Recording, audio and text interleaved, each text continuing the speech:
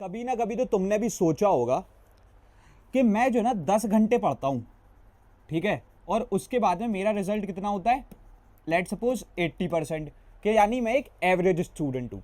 लेकिन वहीं अगर मैं बात करूँ अपने क्लास के टॉपर की, वो तो यार ये बताता है कि मैं बस 2 से 3 घंटे पढ़ता हूँ और उसके बाद में वो क्लास टॉप भी कर रहा है, रिजल्ट भी 95% एंड अबव आ रहा है।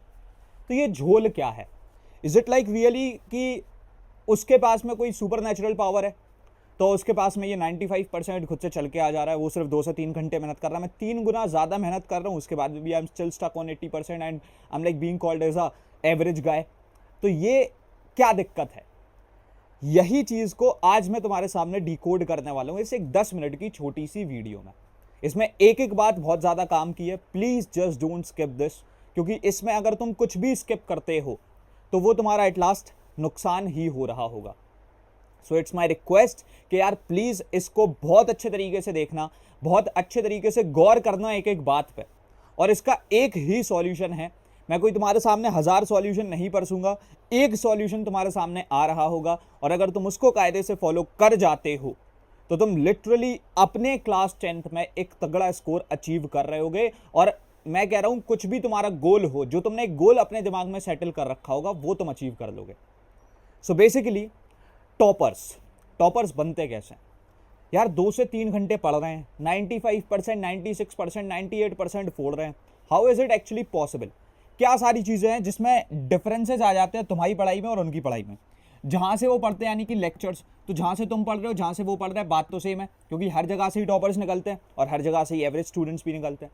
तो लेक्चर तो भाई साहब ऑब्वियसली सेम है, ठीक है।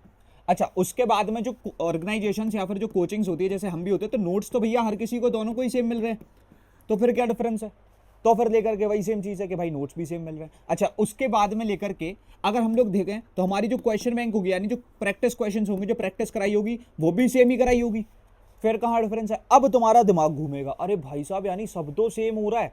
अच्छा, उसमें भी अगर तुम्हारी साइड से देखें, ठीक है, तो तुम कितने घंटे डाल रहे हो? 10 घंटे डाल रहे हो, ठीक है, 10 आवर्स। और वहीं अगर अपन लोग यहाँ पर टॉपर्स की साइड से देखें, ठीक है, तो टॉपर कितने घंटे डाल रहे हैं? 2 से 3।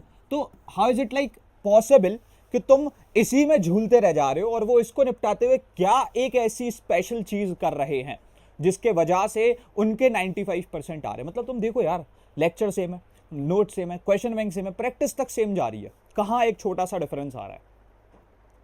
कोई ऐसी चीज़ नहीं है कि उनके पास में कोई एक अलग से बात उनको पता है कि वो ये कर रहे हैं।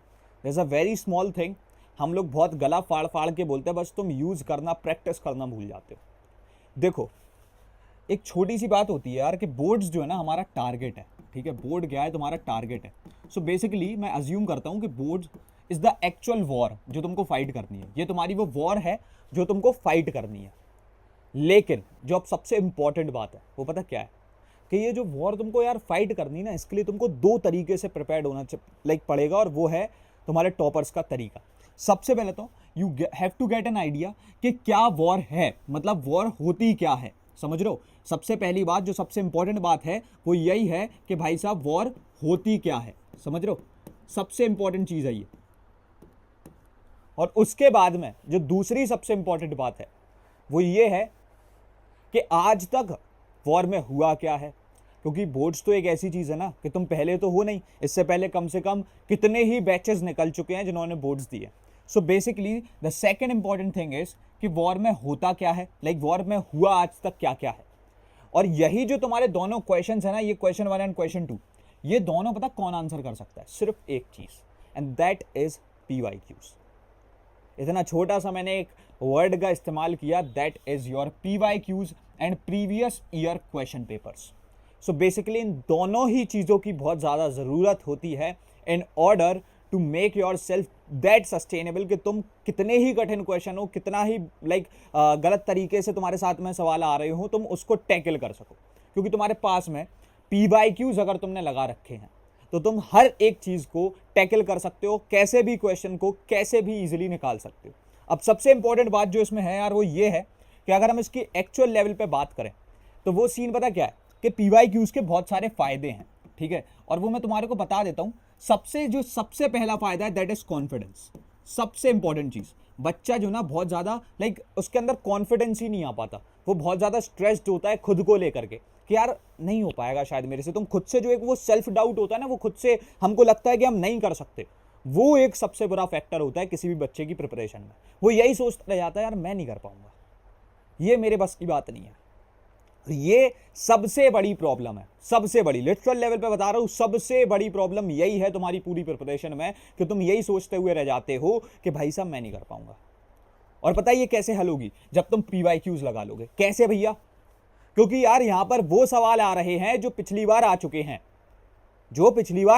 हैं, मतलब बोर्ड्स लेवल के क्वेश्चंस हैं। सो बेसिकली जो सबसे इंपॉर्टेंट बात है वो यही है कि तुमको अपने बोर्ड्स के लेवल का पता लग जाता है कि भाई बोर्ड्स का लेवल क्या है। ठीक है, बोर्ड्स का लेवल क्या है, कि भाई साहब बोर्ड्स में किस लेवल के क्वेश्चन आते हैं, कितने खतरनाक सवाल होंगे जो मैं कर पाऊंगा, है ना। लाइक ऐसा तो नहीं है कि मैं फालतू की प्रैक्टिस और ज्यादा कठिन क्वेश्चंस की करे जा रहा हूं। बोर्ड्स का तो फिगर ही अलग है, बोर्ड्स का पैटर्न ही अलग है, तो वो तुम्हारे को बोर्ड्स के लेवल का, बोर्ड्स के पैटर्न का एक आइडिया पता पड़ जाता है। Then the third thing is, जिसको लेकर के तुम भी बहुत ज्यादा लाइक फैसिनेट हो जाओगे, the third thing is repetition. Repetition क्या है? क्योंकि तुम्हारे यहां पर से ICSE बोर्ड में होता गया है यार, कि जो भी तुम्हारे क्वेश्चंस अभी इस बार के पेपर में, मतलब 2024 जो बैच है, इनके बोर्ड्स में जो भी क्वेश्चंस आएंगे वो मोस्ट प्रोबेबली जो पिछले 5 साल के क्वेश्चंस हैं उनसे कम 70 से 80% मैच हो रहे होंगे। अब तुम्हारा दिमाग हिल जाएगा, क्या भैया 70 से 80% पेपर मैच होगा पिछले 5 साल के क्वेश्चन से। और अब तुमको एक छोटी सी बात समझ में आई कि क्यों तुम 2 से 3 घंटे पढ़ रहे थे, और उसके बाद में क्यों तुम्हारे जो टॉपर्स थे वो लेकर तुम लेकर के 10-10 घंटे पढ़ रहे थे और टॉपर्स 2 से 3 घंटे पढ़ रहे थे।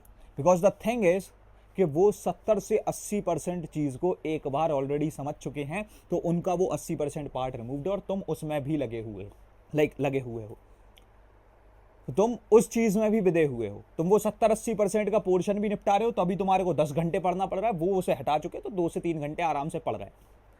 And that is what the main thing is, कि PYQs लगाने की यही इंपॉर्टेंस है। अब तुम सोच रहे हो कि भैया PYQs आपने बता दिया लगाएं कैसे? That is the most important thing. इस वीडियो की सबसे इंपॉर्टेंट बात यही होनी चाहिए कि हम लगाएं कैसे, सॉल्यूशन क्या है। एक बात तो बता दी कि इस रास्ते पे चल जाओ, उस रास्ते पे चलना कैसे है, अब वो बात पे आते हैं। तो यार देखो, तुम्हारे सामने जो ना अभी 1000 चीजें, 1000 तरीके के पब्लिकेशंस आएंगे। मैं तुम्हारे को वो चीज सजेस्ट करूंगा बड़ा भाई मान करके, कि सबसे पहले तो वो कॉस्ट फ्रेंडली हो, तुमको सबसे ज़्यादा सस्ता पड़ रहा हो, पर सब्जेक्ट कॉस्ट सबसे कम आ रही हो। क्योंकि मैं वो चीज़ जानता हूँ कि तुम जब बार बार पेरेंट्स से पैसा मांगते हो ना, कि ये चीज़ खरीदनी है पढ़ाई को लेकर के वो चीज़, तो तुमको खुद से एक थोड़ा सा जो ना अजीब लगने लगता है। तो उस चीज़ को दिमाग में रखते हुए पहली चीज़ तो मैं ये दिमाग में रखूंगा कि वो कॉस्ट फ्रेंडली हो। Then the second thing is, उसमें 5 साल के PYQs एटलीस्ट होने चाहिए। Then the third thing is कि उसमें लेकर के सिर्फ PYQs नहीं हो, ये भी एक बहुत बड़ी मिथ है। मैंने 2 सवाल रखे थे तुम्हारे सामने कि वॉर में एक्चुअली होता क्या है और वॉर में आज तक हुआ क्या क्या है। तो हुआ क्या क्या है वो तो तुमको PYQs बता देंगे, लेकिन होता क्या है उसके लिए तुमको sample paper type of format में क्वेश्चंस लगाने पड़ेंगे। और वो भी एक मेजर क्राइटेरिया है कि उस तरीके से प्रीवियस ईयर क्वेश्चन पेपर्स भी हों, तो वो चीज़ हो गई। तो इस तरीके से I am just gonna suggest you with this Oswal की ICSE 5 year question solve papers. ठीक है, इसमें सॉल्यूशंस भी अवेलेबल हैं, तुम इसको चेकआउट कर सकते हो। द बेस्ट थिंग इज कि इसमें 5 साल के जो ना लेकर के यार पेपर्स अवेलेबल हैं। ठीक है, तो यहाँ पर पेपर्स तुम्हारे होते हैं और यहाँ पर तुम्हारे क्वेश्चंस भी हैं। तो बेसिकली जो this is the best thing कि तुम्हारे को और कोई अभी पब्लिकेशन ये चीज़ प्रोवाइड नहीं करेगा। इसमें तुम्हारे को पेपर और क्वेश्चन दोनों चीज़ें मिल जाती हैं।